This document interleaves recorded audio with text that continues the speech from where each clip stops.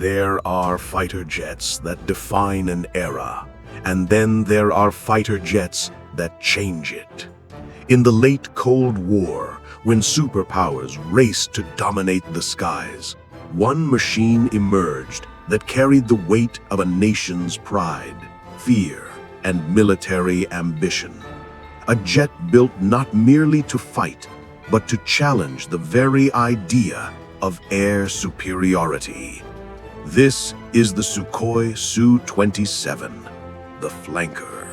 A machine born from tension, sculpted for survival, and engineered for dominance. In the world of modern warfare, where radar locks happen in milliseconds and advanced war weapons reshape global power, the Su-27 became the backbone of Russian air defense. It wasn't just a fighter jet, it was a geopolitical message, a declaration that the East would never remain in the shadow of the West. Tonight, we dive into the war history, battlefield strategy, and terrifying power of one of the most iconic military technology marvels ever built, a jet that inspired fear, respect, and countless future war machines while rewriting the rules of combat operations in the sky. The Su-27 did not begin as a machine. It began as a threat. When the United States unveiled the F-15 Eagle, it sent shockwaves through Soviet command. A fighter jet with unmatched climb rate, long-range radar, and dominance in air combat. It was the perfect sky predator. Moscow needed an answer, not just equal, but superior. And so began one of the most intense engineering races in war history. The goal: build a weapon that could match the Eagle's radar, overpower its missiles, and maneuver in ways the West believed impossible. What emerged was not merely a rival, but an aeronautical beast. The Su-27 became a symbol of global military power, a machine forged in secrecy, tested in silence, and perfected with ruthless precision. It was crafted to outrun, outclimb, and outfight, reshaping battlefield strategy for decades to come. To create a jet capable of defeating the West's finest, the Soviets reimagined aerodynamics. The Su-27 needed extreme agility. Not good, not impressive, but supernatural. Engineers gave it the iconic forward fuselage blend, the massive swept wings, and the legendary aerodynamic balance that would later birth maneuvers once believed physically impossible. Its twin engines produced over 55,000 pounds of thrust, enough to send the jet vertically upward like a rocket. In the field of military technology, thrust was power, and power meant survival. Every curve, every angle, every bolt on the Su-27 was crafted to dominate high-speed dogfights, long-range interceptions, and chaotic combat operations. This wasn't just a fighter jet. It was aerial intimidation, built with purpose, precision, and the raw aggression of a nation prepared for modern warfare. What makes a fighter jet dangerous isn't only its weapons, it's the heart that drives them. The Saturn AL-31 engines transformed the Su-27 from a fighter into a sky predator, capable of crushing acceleration, blistering high-speed maneuvers, and long-duration engagements. The engines gave the flanker a unique battlefield identity: endurance with aggression.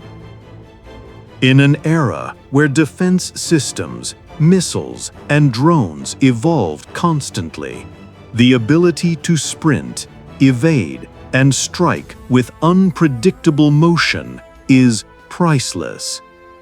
The Su-27 could dance through radar corridors, dive beneath surveillance, and outclimb incoming threats.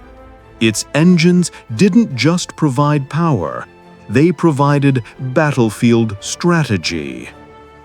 The flanker's roar became a symbol of Soviet retaliation, a warning shot echoing across tense borders.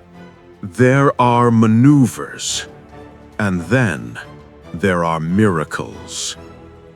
The Su-27's most famous move, the Pugachev Cobra, became a global shockwave. Spectators watched, breathless, as the jet suddenly pitched its nose upward to 120 degrees, almost standing on its tail, then recovered effortlessly. The world asked, how is this even possible? The answer lay in perfect aerodynamics, thrust, and control surfaces working like a symphony. The Cobra wasn't just an airshow stunt. In combat operations, it could force a pursuing enemy jet to overshoot, resetting the engagement in a split second. A single maneuver, rewriting the rules of modern warfare. A fighter jet becomes a warrior only when armed. The Su-27 could carry a devastating mix of R-27, R-73, and later upgraded long-range missiles. These weren't just weapons. They were advanced war machines designed to hunt enemies across dozens of kilometers, striking from angles the enemy never expected. The flanker's targeting systems allowed it to track multiple aircraft simultaneously, creating a deadly web of radar locks and missile paths. Combined with its agility, it became both hunter and executioner. In an age of fighter jets, drones, electronic warfare, and hypersonic threats, the Su-27's weapons have only grown more powerful through upgrades. When the Su-27 finally entered service, the world took notice. Its first deployments were not simple patrols, they were political statements. Each flight near NATO borders, each interception mission, each radar lock carried strategic weight. The flanker became a guardian of Russian airspace, intercepting bombers, fighters, and reconnaissance aircraft with predatory confidence. In these early combat operations, its sheer presence forced adversaries to reconsider their tactics. The Su-27 wasn't merely defending borders, it was shaping geopolitics. The Su-27 was more than a fighter jet. It was a psychological weapon cast from the shadows of the Cold War. Every time it lifted off, NATO analysts watched anxiously, knowing the flanker could challenge their best aircraft. In an era shaped by nuclear tension and contested air corridors, the Su-27 became a silent negotiator, its presence influencing decisions long before missiles ever mattered. The jet patrolled borders like a steel guardian, warning the world that the Soviet Union would not collapse in the air. Its unmatched maneuverability, high endurance, and brutal close combat superiority turned it into a symbol of rising global military power. Even without firing a shot, the Su-27 shifted battlefield strategy. Adversaries now needed better radars, faster missiles, and new countermaneuvers because the flanker had changed the rules. Inside the Su-27 cockpit, every gauge, every screen, every switch was designed for survival under extreme pressure. This wasn't luxury, it was war engineering. The pilot sat high, with a panoramic view meant for deadly split-second decisions. The analog-digital hybrid avionics were built not for comfort, but for resilience against electronic warfare.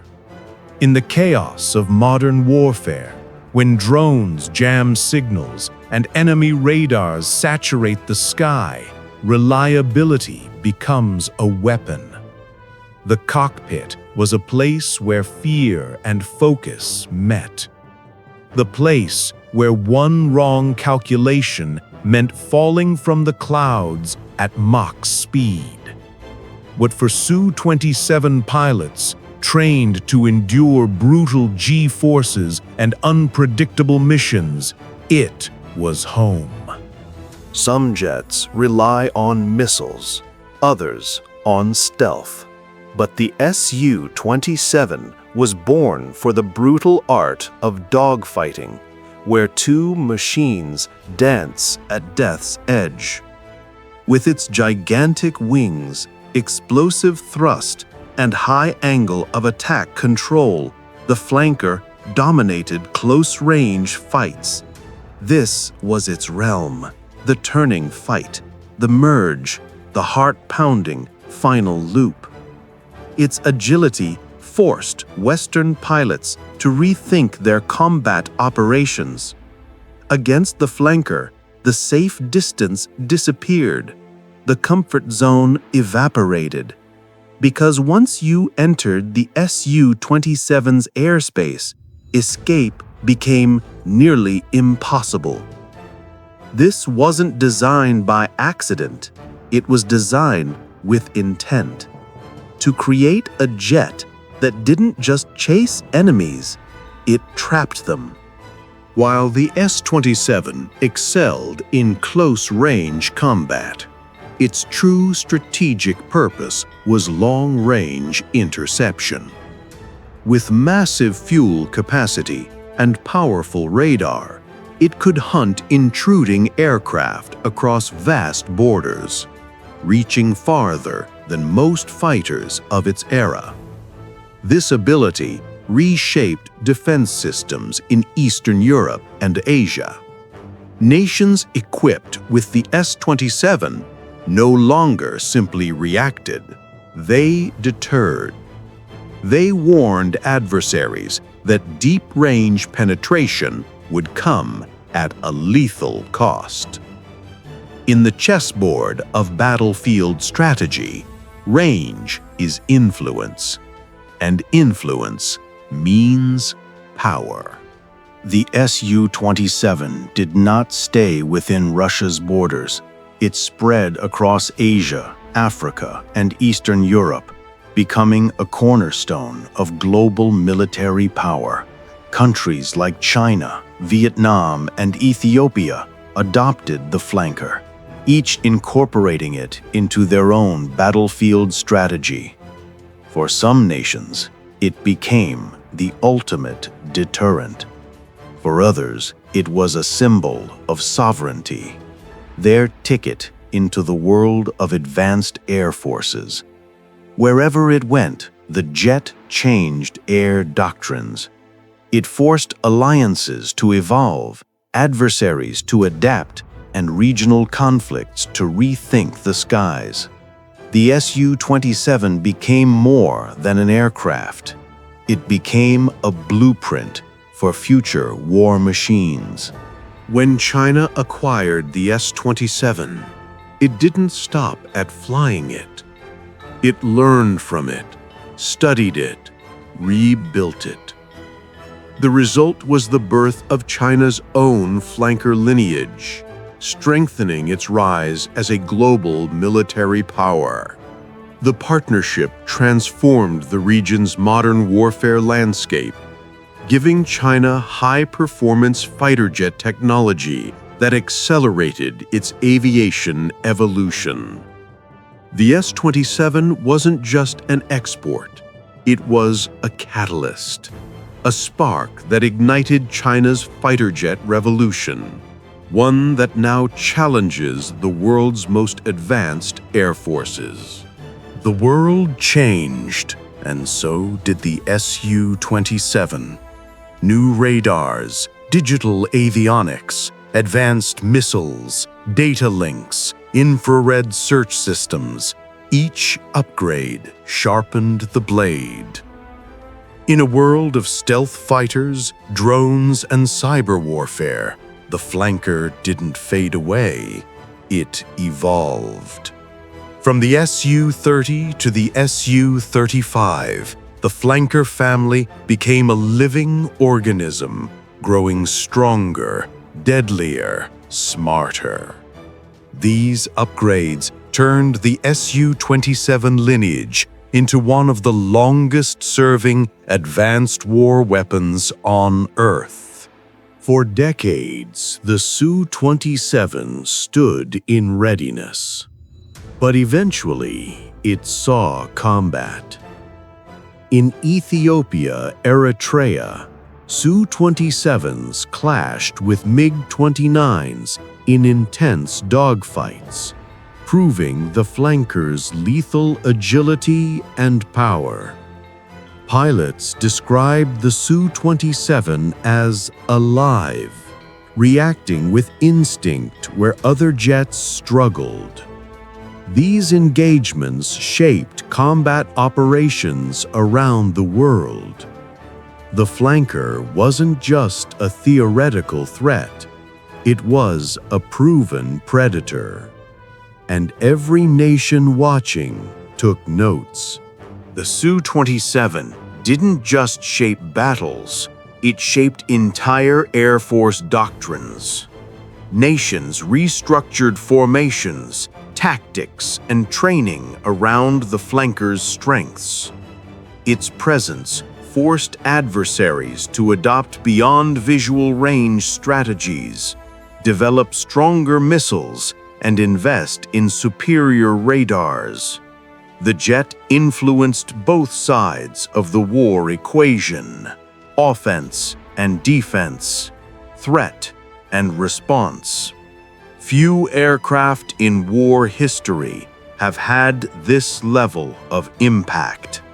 Every fighter jet earns a reputation, but the Su-27 earned two: fear from those who faced it, respect from those who flew it. Its enormous frame, unmatched agility, and terrifying presence in close combat made it a legend among pilots. For many, the flanker wasn't just a machine, it was a living creature of war, unpredictable yet loyal. In modern warfare, where missiles dominate the long-range game, the Su-27 remains one of the last great masters of aerial maneuvering. A reminder that sometimes the sky belongs to skill, not sensors. Today's battlefield is unrecognizable. Drones swarm the skies. Stealth fighters stalk targets unseen. AI analyzes threats faster than pilots can blink. Yet, the Su-27 still flies. Why? Because raw aerodynamic mastery never becomes obsolete.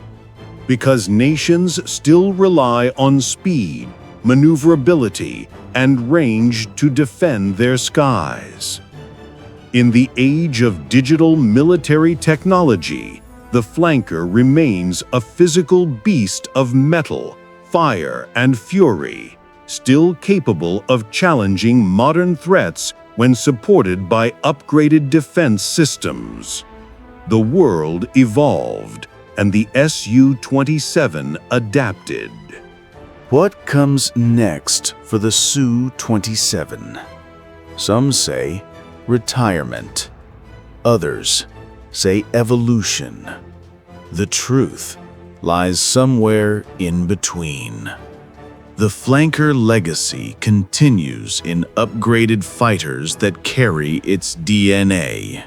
Jets built for tomorrow's future war machines.